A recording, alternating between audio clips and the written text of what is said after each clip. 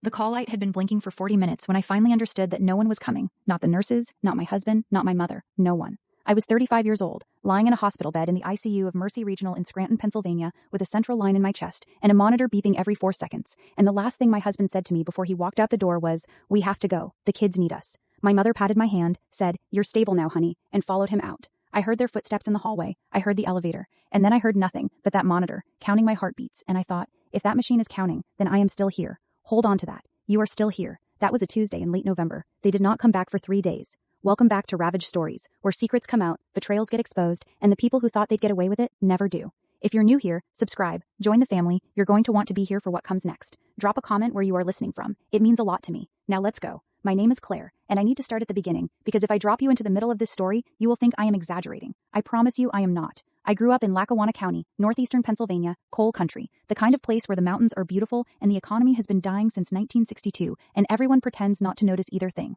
My mother, Diane, raised me and my younger brother Trey in a rented house on a dead-end road outside of Clark's Summit. My father left when I was 9, not dramatically. He just stopped coming home, and then one day his tools were gone from the garage, and my mother never mentioned him again. She had a way of closing doors like that, quietly, with both hands, permanently. She worked the early shift at a dry cleaning operation on Moosic Street for 22 years. Her hands were always faintly chemical. She ironed everything, including her own clothes, even the ones that did not require it, because she believed that presentation was the last form of control available to a person with nothing.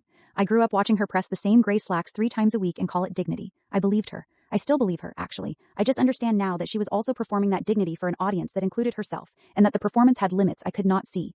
I was the one who went to college, first in our family. I went to the University of Scranton on a partial scholarship and a Pell Grant, and I waited tables at a place on Linden Street that smelled like fryer oil and carpet cleaner, and I graduated with a degree in accounting and enough debt to keep me humble for a decade.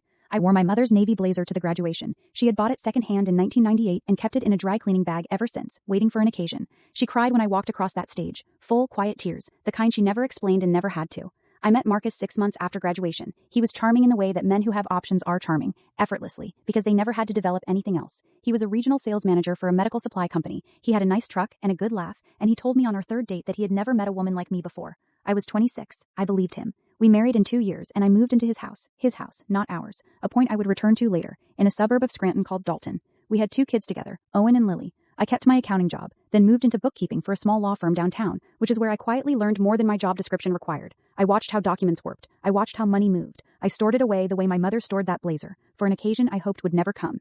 The 3rd pregnancy was high risk from the start. I was 35, my blood pressure ran elevated, and by the 2nd trimester, my OB was using words like monitoring closely and precautionary, with the careful cadence of someone building toward a larger sentence. I was not frightened, exactly. I was watchful. There is a difference